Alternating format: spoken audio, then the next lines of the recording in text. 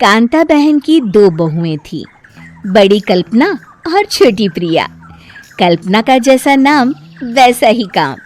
सारा दिन कल्पनाओं में रहती, ना कोई काम करती न कोई धाम।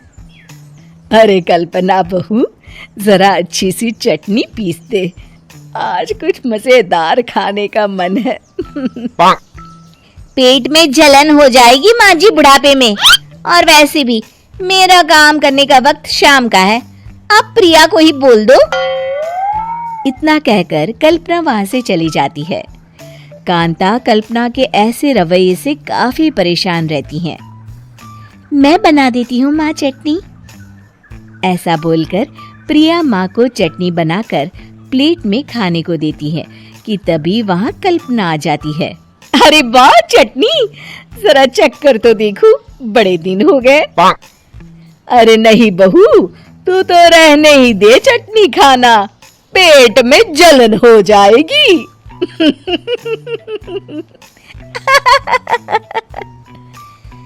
इतना कहकर कांता और प्रिया दोनों हंसने लगते हैं। कल्पना सारा दिन या तो मोबाइल में यूट्यूब देखती या फिर सोती रहती। उसका कमरा भी बिखरा और गंदा रहता। एक दिन कल्पना का पति अशोक उससे कहता है, अरे कल्पना, जानवर भी उस जगह को साफ कर लेता है जहां वो बैठता है, तुम तो इंसान हो, कैसे इतने गंदे कमरे में रह लेती हो? देखो सारा सामान यहाँ वहां बिखरा पड़ा है। ज्यादा अपनी माँ का बोल ना बोलो। हाँ, कमरा तुम्हारा भी तो है, गंदा लग रहा है तो साफ कर लो। पता नहीं तुम्हारे साथ मैं कैसे जिंदगी बिताऊंगा। इतना कहकर अशोक वहां से चला जाता है। कल्पना बस खाना खाने कमरे से बाहर आती और फिर से कमरे में चली जाती। इससे कांता बहन काफी परेशान रहती। एक दिन प्रिया कांता से कहती है, माँ, मैं सारा दिन काम करके थक जाती हूँ, आप कल्पना दीदी से कहिए ना कि सुबह और शाम का काम बांट ले, मैं तो अब सिर्फ एक वक्त का ही काम करूँगी। हाँ। अरे तू वो भी ना करना, एक बहू तो काम चोर थी ही, दूसरी भी आ गई काम ना करने के बहाने लेकर। तभी वहां प्रिया का पति रमेश आ जाता है। माँ, मैं देख रहा हूँ भाभी कोई काम नहीं करती, प्रिया सारा दिन घर और रसोई का काम करती है, अब कुछ करो ना माँ। कांता मन में कुछ सोचती है और कल्पना के पास जाती है। कल्पना फोन पर मेकअप करना देख रही होती है।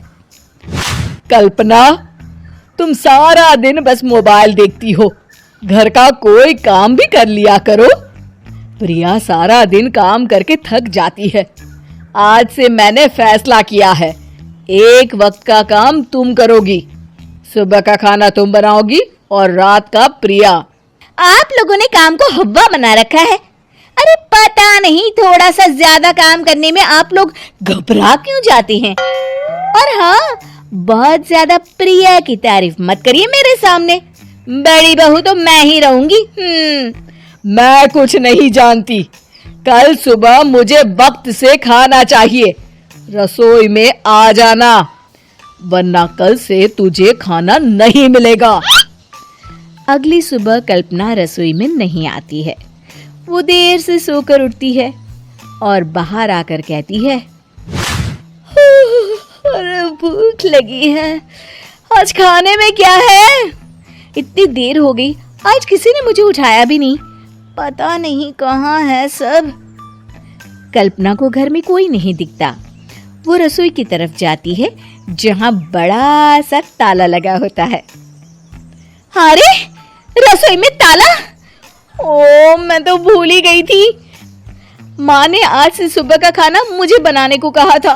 हे भगवान, इतने लोगों का खाना बनाना क्या आसान है? तभी घर के सारे सदस्य बाहर से वापस आते हैं। वाह माँ जी, मजा आ गया छोले भटूरे खाकर। मेरे मुंह में तो अभी भी स्वाद आ रहा है। अरे कल्पना, तेरे भरोसे रहते तो हम तो भूखे ही रह जाते। कल्पना को बहुत गुस्सा आ जाता है। अब बहुत हो गया। आज से मैं अपनी रसोई अलग कर रही हूँ। मैं अपना खाना खुद बना लिया करूंगी। कल्पना अपनी रसोई अलग कर लेती है, पर आए दिन उसका देर से उठना और काम न करने की आदत से वो भूखी ही रह जाती थी।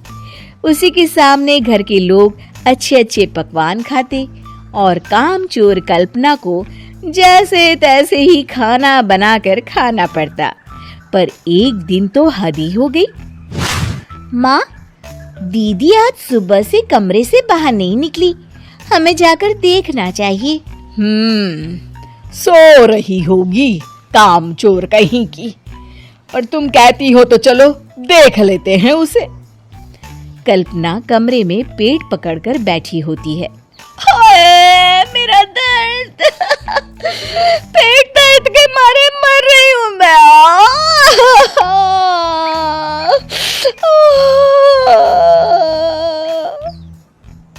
अरे दीदी, क्या हुआ?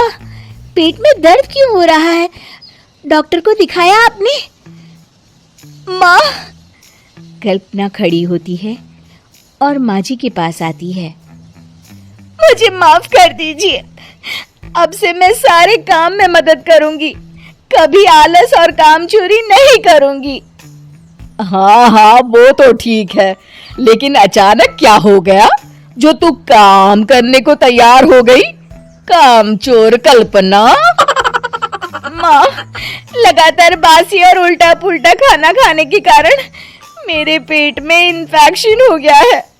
काम न करना पड़े इसलिए मैं 2 दिन का खाना एक दिन ही बना लेती थी। बासी और खराब खाना खाने के कारण लेने के देने पड़ गए। पेट में दर्द हो रहा है। चलो, अच्छा हुआ, देर आए दुरुस्त आए। तो मेरे प्यारे दोस्तों, कैसी लगी आपको हमारी कहानी? कमेंट करके जरूर बताएं और इसे अपने दोस्तों के साथ शेयर करें। और हाँ, अगर आपने अभी तक हमारे चैनल को सब्सक्राइब नहीं किया तो जल्दी से नीचे लाल कलर का बटन दबाकर सब्सक्राइब करें और बेल आइकन दबाना ना भूलें, ताकि आप ऐसे ही नई मजेदार कहानियाँ देख सकें। तो दोस्तों, तब तक के लिए अपना ध्यान रखें। धन्यवाद।